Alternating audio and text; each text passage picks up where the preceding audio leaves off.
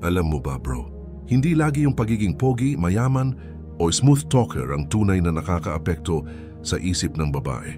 Minsan, ang mas nakakabaliw sa kanila ay yung mga tinatawag nating forbidden qualities, mga ugali na hindi nila aaminin na gusto nila pero sa loob-loob nila, ito yung dahilan bakit hindi ka nila makalimutan. Kaya sa video na ito, pag-uusapan natin ang 7 forbidden qualities na nakakagulo ng isip ng babae. At tandaan, hindi ito typical na tips ito. Yung mga bagay na parang bawal, pero sobrang lakas ng dating kapag dala mo ng tama. Unang forbidden quality ay ang tinatawag kong untouchable aura. Ito, yung presence ng lalaki na parang, approachable ka, pero hindi ka basta-basta makukuha. Kung iisipin mo, karamihan ng lalaki, kapag gusto nila ang babae, gagawin nila lahat para mapansin, para makuha yung o. Pero yung lalaking may untouchable aura, hindi ganon. Hindi siya naghahabol, hindi siya nagpapakita ng desperasyon. Ang dating niya, kung nandito ka, ayos. Kung wala, ayos pa rin. Psychologically speaking, bro, ito yung tinatawag na scarcity effect. Kapag alam ng babae na hindi ka madaling makuha, nagiging challenge ka. At alam naman natin, ang utak ng tao, lalo na ng babae, mahilig sa challenge. Ang gusto nila yung parang puzzle na hindi agad nasosolve. Yung parang mystery novel na hindi matapos-tapos. Ngayon, baka isipin mo ibig sabihin nito kailangan mong magpa-hard to get ng pilit. Hindi ganon. Ang tunay na untouchable aura ay nanggagaling sa pagiging kontento sa sarili. Yung tipong hindi mo kailangan ng validation ng iba para maramdaman mong valuable ka. Isipin mo na lang bro, may 2 lalaki. Yung una, laging available. Pag tinext mo ng babae, reply agad. Kahit 10 oras ng gabi. Yung pangalawa, hindi siya rude. Pero hindi rin siya 24/7 nakatutok. Busy siya sa sarili niyang buhay, goals at growth. Sino sa tingin mo ang mas maiisip-isip ng babae bago matulog? Siyempre yung pangalawa. Kasi ang vibe ng untouchable aura ay ganito. Interesado ako sa'yo, pero hindi ka sentro ng mundo ko. At yan ang nakakagulo ng isip ng babae. Kasi sanay sila na sila ang hinahabol, pero kapag may lalaking hindi agad bumibigay, doon sila lalo nagiging curious. Kaya kung gusto mong dalhin ang aura na ito, tandaan, huwag kang maging OA sa pagpapakita ng feelings at huwag mong gawing priority ang validation. Instead, ipakita mo na may sarili kang mundo na kahit hindi siya kasama, masaya ka pa rin. Yun yung tunay na untouchable. Ang pangalawang forbidden quality ay ang controlled darkness. Ano ibig sabihin nito? Ito yung aura ng lalaki na may bahid ng dark side, pero hindi out of control. Hindi siya yung tipong violent o bastos, pero may mysterious edge na parang may tinatago siyang lalim na hindi madaling basahin ng iba. Psychologically, bro, ito yung tinatawag na shadow integration. Lahat tayo may tinatawag na shadow self, yung mga ugali. Instincts o emosyon na hindi natin laging ipinapakita. Pero ang kakaiba dito, ang lalaking may controlled darkness, hindi niya tinatago o itinatanggi yung side na yon. Kaya siyang i-channel sa tamang paraan. Isipin mo, may lalaking sobrang goody two-shoes. Lahat mabait. Lahat yes. At may lalaking mabait din naman pero kapag may tumawid sa boundary niya, kaya niyang magsabi ng no.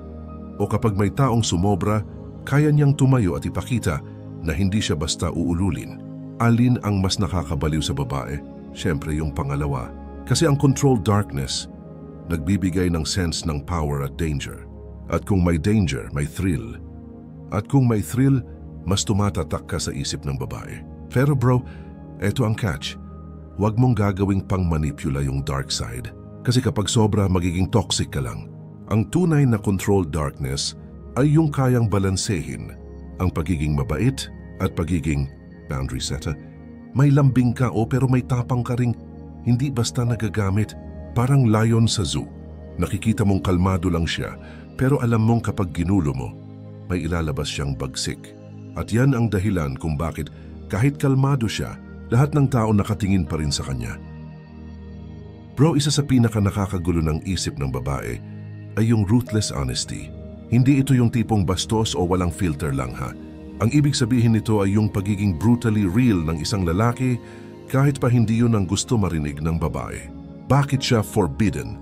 Kasi karamihan ng lalaki kapag kaharap ang babae, nagiging people pleaser Puro yes, puro sang-ayon, puro sweet talk.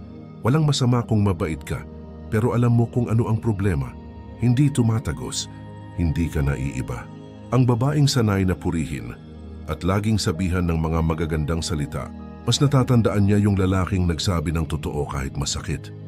Yung tipong, alam mo hindi bagay sa'yo yung ginagawa mo o kaya kung gusto mo ng respeto, huwag kang umasta na parang kulang ka. O masakit sa tenga. Pero bro, guess what? Yun ang tatatak. Psychologically, ang tawag dito ay disruption. Kapag iba ang approach mo kaysa sa nakasanayan ng babae, nababasag yung pattern sa utak nila. At kapag may nabasag, dun sila napapaisip, dun sila naiintriga. Bakit siya ganito? Bakit hindi siya takot magsabi ng totoo? Pero ang key dito bro ay balance. Hindi mo dapat gamitin ang ruthless honesty para lang mang-down. Hindi rin ito excuse para maging rude. Ang tunay na essence nito ay ang pagiging grounded at hindi natatakot na magsabi ng katotohanan kahit na baka hindi ka magustuhan dahil doon. Kasi isipin mo, sino ang mas may dating? Yung lalaking lahat ng bagay sinasang-ayunan lang para safe at walang conflict? O yung lalaking may sariling pananaw, kayang magsabi ng totoo at hindi natitinag kahit hindi magustuhan ng babae ang sagot niya? Siyempre yung pangalawa, kasi doon lumalabas ang masculinity. Doon nakikita ng babae na hindi mo kailangan ng approval niya para lang magstay ka sa sarili mong frame. At bro, sa totoo lang, yun ang dahilan kung bakit nakaka-addict ang mga lalaking brutally honest. Masakit minsan, pero ramdam ng babae na authentic ka. At sa mundong punong-puno ng pretension at fake smiles, ang ruthless honesty ay parang alak mahapdi sa una, pero kapag tumama na, hindi ka na nila malilimutan. Pang-apat bro, isa sa mga pinaka-nakakabaliw sa isip ng babae ay yung tinatawag kong emotional coldness. Hindi ito ibig sabihin na wala kang puso o wala kang pakialam. Ang tunay na meaning nito ay yung kakayahan mong panatilihing kalmado at hindi matitinag kahit anong emosyon ang ibato sa iyo ng babae. Alam mo naman, natural sa babae ang emosyonal, minsan masaya, minsan biglang mainit ang ulo, minsan dramatic. Karaniwan ang mga lalaki sumasabay sa ganitong mood swings. Kapag nagalit si babae, sasabayan ng lalaki ng galit. Kapag naging demanding si babae, mabilis magpaliwanag o magsorry ang lalaki. Pero ang lalaking may emotional coldness, iba. Hindi siya basta natitinag. Psychologically, ito yung tinatawag na emotional control at sa mga mata ng babae, sobrang attractive nun. Kasi ang ibig sabihin, hindi mo hinahayaan na kontrolin ka ng emosyon niya. Instead, ikaw pa rin ang steady ground, ikaw yung bato na kahit anong alon, hindi natitinag. Kung iisipin mo bro, ang lalaking sobrang affected sa drama, mabilis mawala ng respeto. Pero yung lalaking kalmado, steady, at hindi sumasabay sa emosyonal na bagyo ng babae, yun yung nagiging misteryosong figure sa utak nila. Kasi sa loob-loob nila, naiisip nila, bakit hindi siya naapektuhan? Bakit parang ang hirap niyang kontrolin? At doon nagsisimula yung tinatawag na obsession loop. Kapag hindi ka madaling mag-react, mas nagiging curious sila kung ano ba talaga ang nasa isip mo. Kapag hindi ka agad nag-sorry kahit wala ka namang kasalanan, naiisip nila, bakit kaya hindi siya bumibigay? Pero bro, malinaw dapat. Hindi ito pagiging manhid. Hindi ito pagiging walang pakialam. Ang totoong emotional coldness ay yung kaya mong piliin ang battles mo. Alam mong hindi lahat ng away o emosyon ay dapat mong sagutin. Alam mong minsan, ang pinaka-powerful move ay ang pananahimik. Parang chess lang yan. Hindi lahat ng galaw ng kalaban kailangan mong sagutin agad. Minsan, ang pinakamalakas na pihit ay yung hintayin silang maubos sa galaw nila habang ikaw steady lang sa posisyon mo. Kaya kung kaya mong i-develop ang emotional coldness, bro, magiging ibang level ang dating mo. Hindi ka lang basta calm. Magiging tipong lalaki ka na kapag nagagalit siya, mas lalo siyang mahuhulog kasi hindi ka basta natitinag. Panglima bro, isa sa mga pinaka-nakakagulo ng isip ng babae ay yung unapologetic confidence. Hindi ito yung tipong mayabang o nagyayabang ng kung ano meron ka. Ang ibig sabihin nito ay yung klase ng confidence na hindi mo na kailangan pang ipaliwanag o hingi ng permiso ng iba bago ka maging totoo sa sarili mo. Karamihan ng lalaki, kapag kaharap ang babae, naglalagay ng mask. Yung iba sobrang maingat sa kilos. Laging iniisip kung baka hindi niya magustuhan to o baka ma-turn off siya. Ang ending, hindi sila nagiging authentic, kaya hindi rin sila naiiba sa karamihan. Pero bro, ang lalaking may unapologetic confidence, ibang-iba. Siya yung lalaki na tatayo sa paniniwala niya, kahit iba ang opinyon ng karamihan. Siya yung lalaki na papasok sa kwarto at hindi niya kailangang ipagsigawan ang presence niya, ramdam mo na agad. Ang sekreto dito ay yung pagiging comfortable sa sariling skin. Halimbawa, kung may trip kang hobby na hindi mainstream, hindi mo tinatago para lang magmukhang cool. Kung may pananaw ka sa isang bagay, sinasabi mo ng diretso pero hindi rin bastos. At bro, alam mo bang ayon sa psychology, isa sa pinakamagnetic na trait ng tao ay yung tinatawag na self-assurance. Kapag nakikita ng babae na hindi ka nagsusorry sa pagiging totoo mo, mas lalo silang naguguluhan at na-attract. Kasi sanay sila sa mga lalaking laging bumabawi, laging nag-a-adjust, laging naghihingi ng validation. Pero kapag nakita nilang may lalaki na hindi natitinag, hindi nagsusorry sa kung sino siya, doon sila nababaliw. Pero ito ang importante.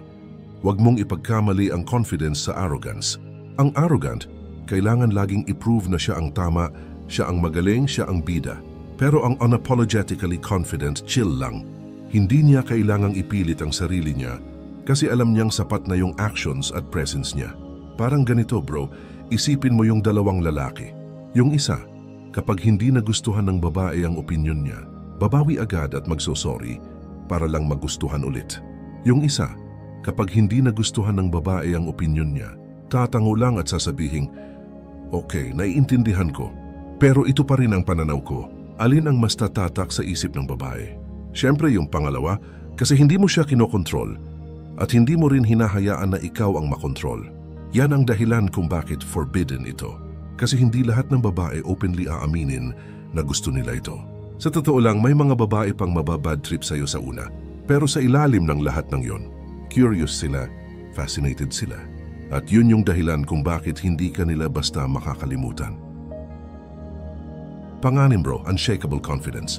Kung may isang bagay na halos lahat ng babae secretly gustong-gusto sa isang lalaki, ito yung confidence na hindi natitinag. Ibang level kasi kapag ang isang lalaki steady at kampante kahit saan mo ilagay. Hindi ibig sabihin nagyayabang ka o maingay ka sa tropa. Hindi rin ito tungkol sa pagiging arrogant o feeling superior. Ang tunay na confidence bro ay tahimik pero ramdam ng lahat. Ang confident na lalaki ay hindi madaling ma-offend. Hindi siya nanginginig kapag may mas guwapo, mas mayaman o mas matalino sa paligid. Hindi siya nagko-compare dahil alam niya ang value niya. Kapag kausap niya ang babae, hindi siya nag-overthink kung tama ba yung joke niya o kung okay ba yung sagot niya. Wala siyang please like me energy. Instead, ang vibe niya ay parang okay lang kung gusto mo ako, okay din kung hindi. Buo pa rin ako. At dito natataranta ang babae. Bakit? Kasi karamihan ng lalaki ay insecure. Kadalasan, nagre-react agad, nagsiselos agad o nagiging defensive agad. Pero kapag nakita ng babae na ikaw steady lang, parang hindi ka madaling matibag, doon sila mas lalo na attract. Kasi ang isang babae ay instinctively naghahanap ng lalaki na kaya siyang ipagtanggol at kaya ring ipaglaban ang sarili niya sa mundo. Ngayon, paano ba nadidevelop ang unshakable confidence? Hindi ito instant. Hindi rin ito peke-peke lang. Hindi mo kayang magpanggap na confident ng matagal. Ang sikreto ay nasa tatlong bagay: self-awareness, competence at experience. Self-awareness. Kilala mo sarili mo, strengths at weaknesses mo. Hindi ka nabibigla kapag may nag-call out sa'yo kasi tanggap mo na. Competence. May alam ka, may skills ka, may ginagawa kang tama sa buhay. Confidence grows kapag meron kang pinaghirapan. Experience. Mas maraming beses kang nag-fail at bumangon, mas hindi ka natitinag. Kasi alam mong kahit ano mangyari, kaya mong makasurvive. At dito papasok yung mysterious effect. Kapag confident ka, hindi mo na kailangang habulin ng babae. Ang mga babae mismo ang magtataka kung bakit iba aura mo, bakit steady ka, at bakit parang may alam ka na hindi nila alam. That curiosity pulls them closer. Sa madaling salita bro, confidence is silent, insecurities are loud. Kung kaya mong maglakad sa mundo na hindi nagpapakitang kailangan ko ng approval, dun ka nagiging magnetic sa mata ng babae.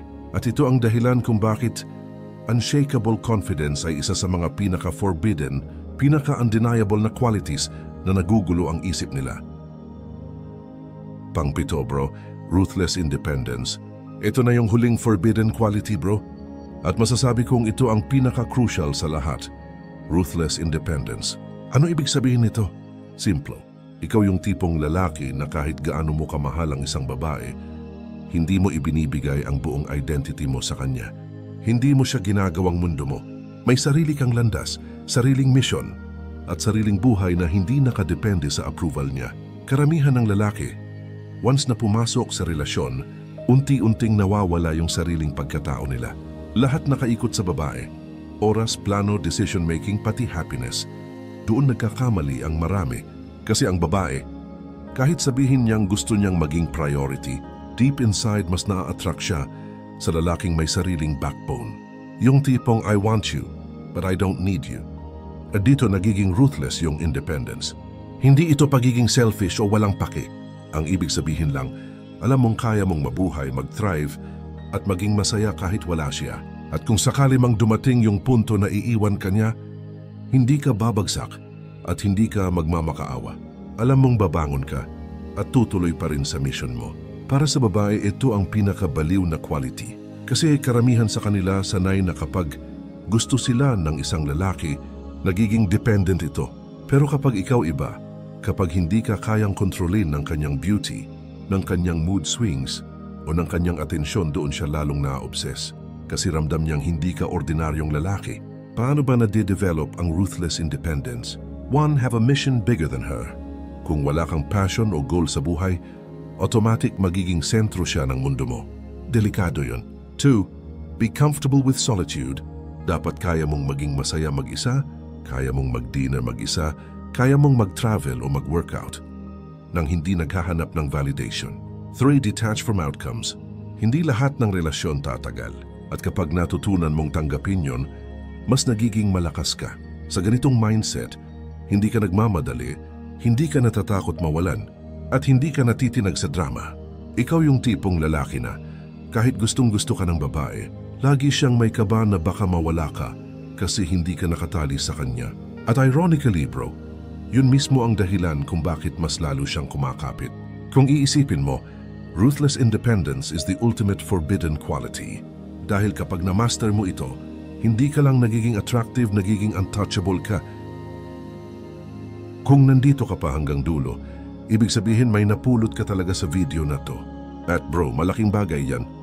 Kasi hindi lahat ng lalaki naglalaan ng oras para pag-aralan ng sarili, ang psychology ng babae, at kung paano maging mas solid na tao.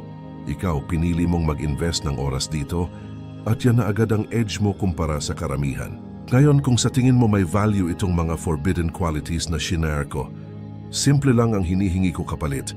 I-like mo ang video na to, mag-subscribe, at i-hit ang notification bell. Bakit?